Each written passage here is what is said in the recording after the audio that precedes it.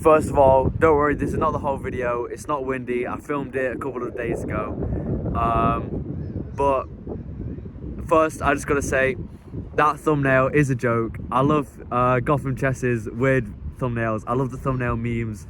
But this video definitely is not a joke. I think I'm on something, but again, I say this a million times in the video, that is coming up. This is just what I'm gonna be doing personally. And this is just facts, this is not advice. I'm not legally qualified. Yeah. This is going to be a video on what I believe, well, what my future investments will be. Just pointing out facts that I found, comparisons, not like tips, not advice, not anything, because I'm not qualified or anything. I have no clue.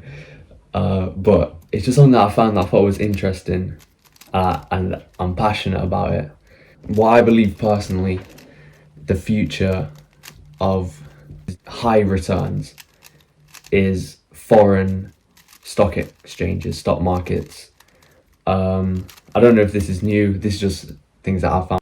I've been looking at foreign markets for a while, year or two. It's looking stable. I believe it's underappreciated, not talked about enough. I believe a lot of finance videos, they talk about, S&P 500, FTSE 100, the stable returns, which it is good. But I think if you want to take the next step, a little more risky, then this video of just facts, not advice, will definitely just show you that. So I've got notes down here. The Pakistan version of the FTSE 100, the top 100 companies. It's like an ETF of the top 100 companies in the United Kingdom, obviously tracking that. And then you've got the KSE 100, which is the Pakistan version of that. So for the FTSE 100, I could only find figures for the past year and the past 5 years. But for the KSE 100, I could find 6 months, 10 years, a lot more.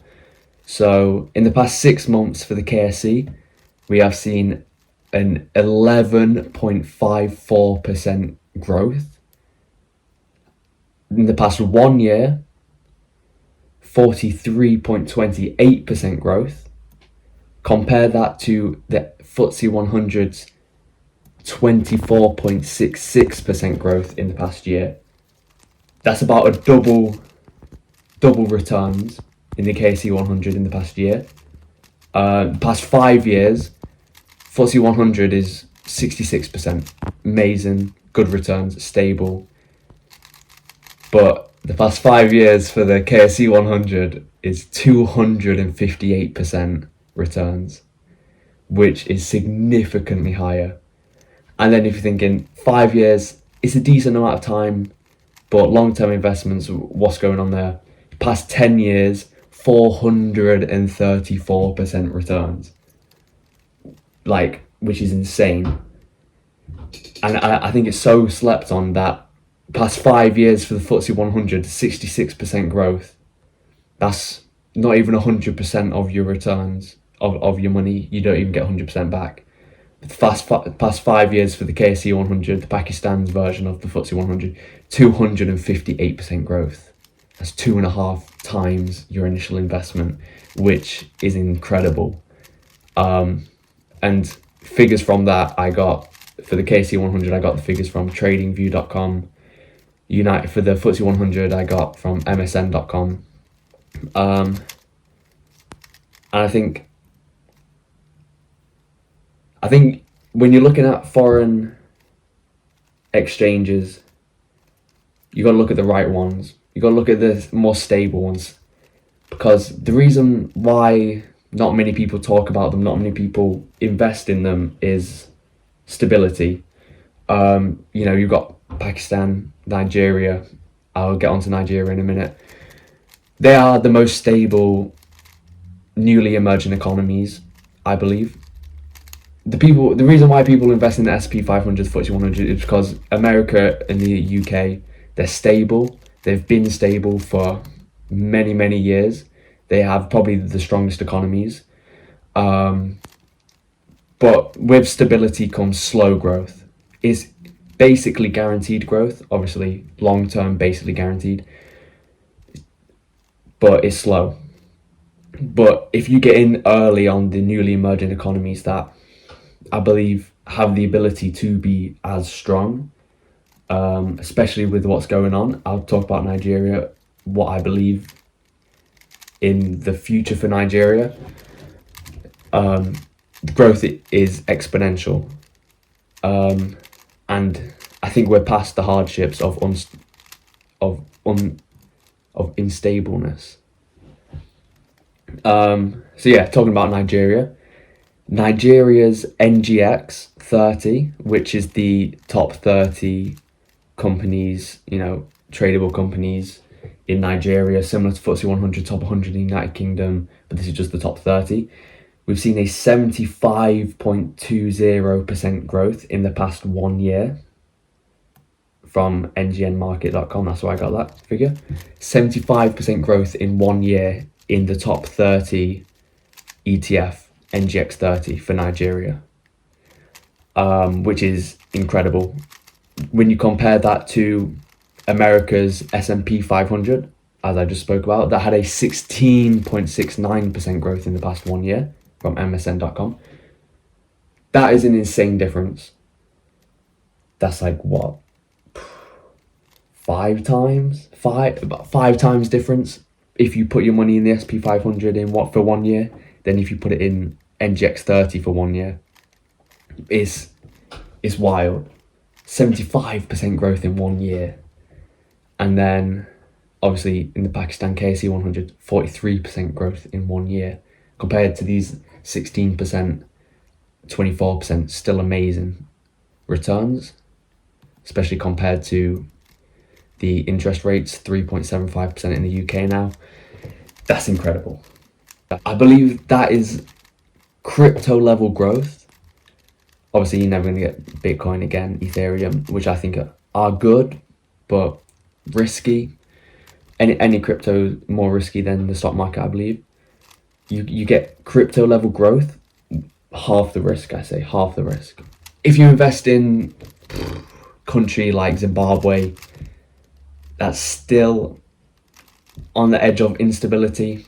It's only just becoming a little stable now. Yeah, you're going to get risk. You're going to get high risk, high reward. Syria is a good one.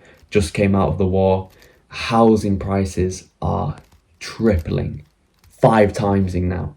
Now, I personally don't like the property market as an investment. Maybe I'll make another video on why. Not because of the returns or whatever, but I think people gamify people's lives too much when it comes to renting. Like, that's not an income, that's someone's life.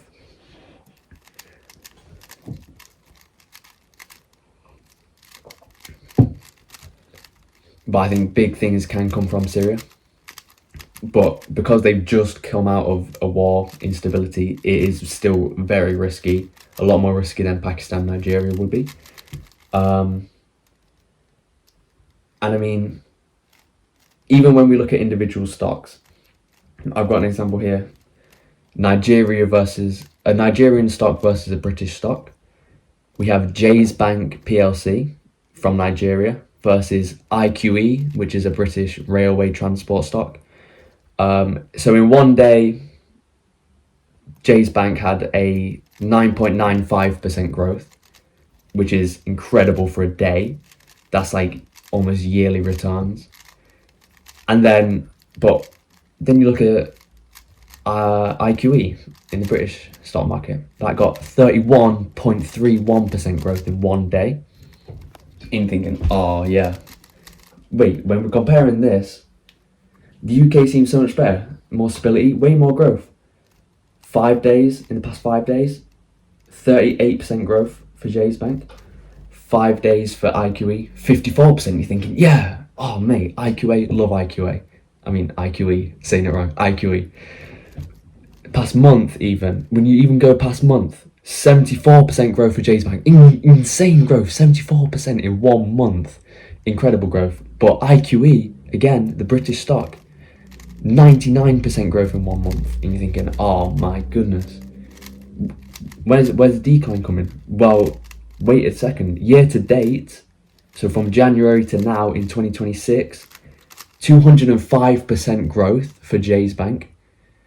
But IQE still beats them with 220% growth in year to date. And thinking, wow. And then you look at the past 1 year, not year to date, but 1 year. J's Bank, a 335% growth in the stock. Compared to IQE, you're thinking 220% growth year to date. In the past year, 11%, still a positive 11%. That's not good for the recent explosion. And then you look at the past 5 years. This you're not ready for. The once 31% growth in 1 day, minus 78% in the past 5 years. This is truly just a one-off explosion. You had to just been lucky to invest in that. No one would have known why it exploded. It just exploded. And I mean, I wrote these figures down a couple of days ago. It fell 12% the next day. So, but in the past 5 years for J's Bank, 2.37 thousand% growth. 2.37 thousand%.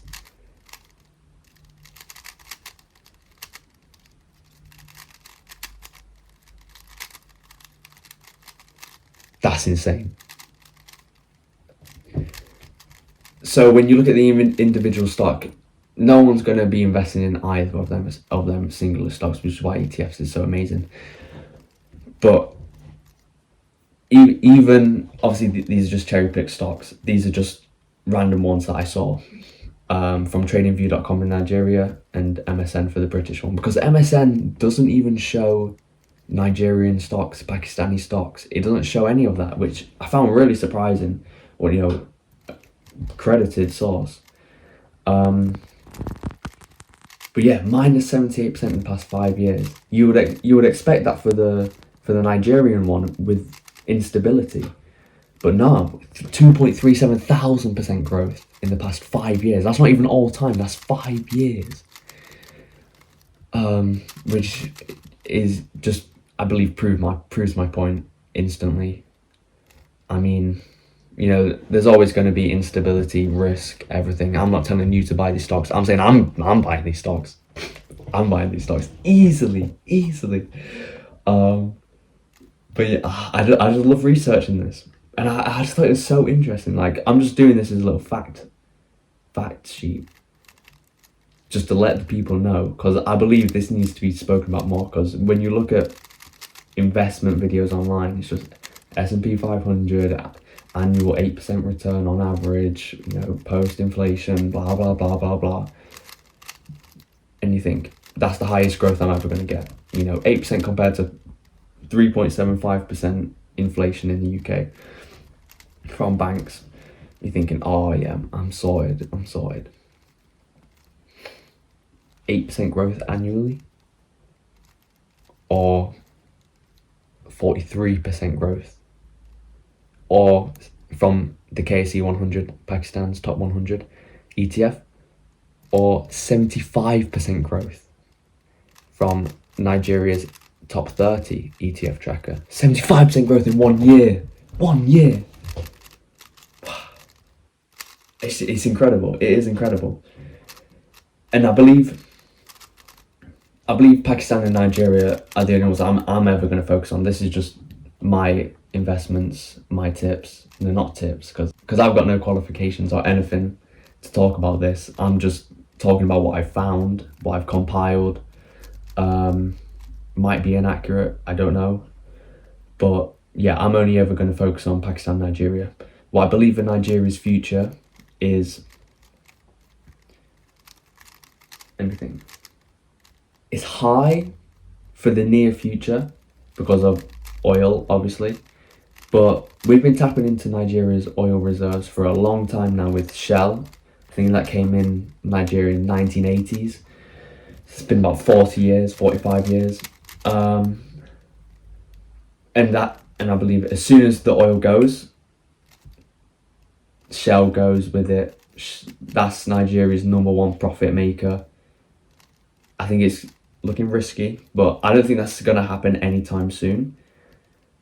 And the future for Nigeria, and it's already happening. Search up 4 days ago, news article made from a Nigerian news source that I thought of this idea a year ago.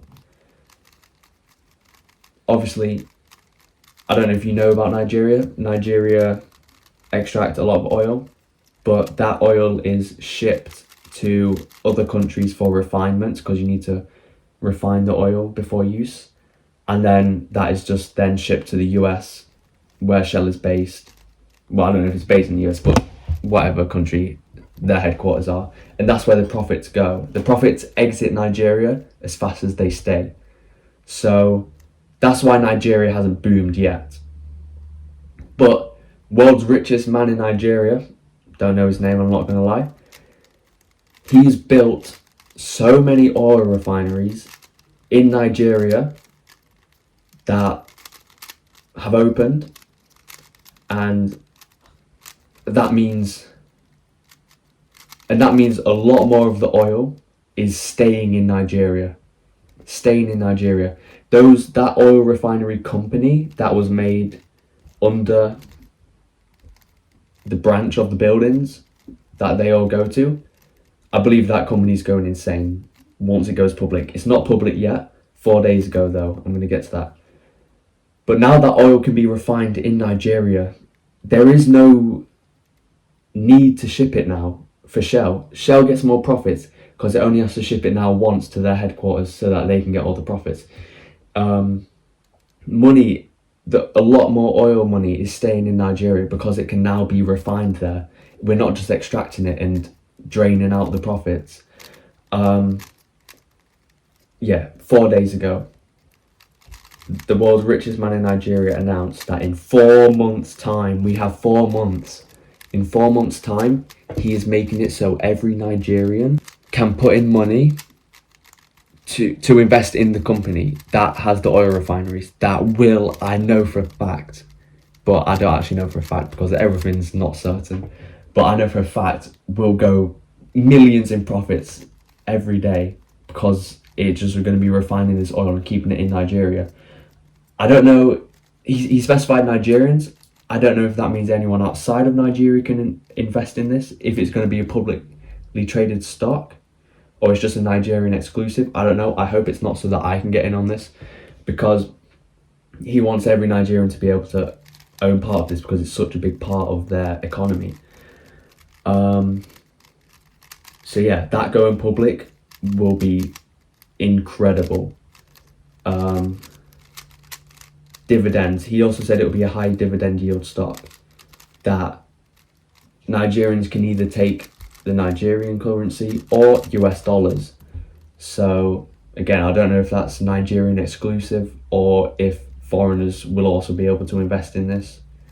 I have no clue. But 4 months' time, we will see. That's close.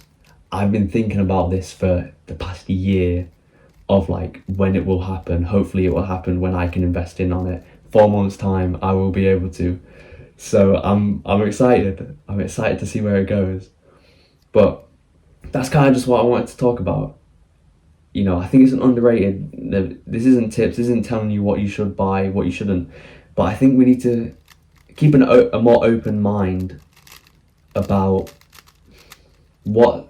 whose stocks to buy. Everyone only focuses on American stocks, British stocks, you know. I feel like the only global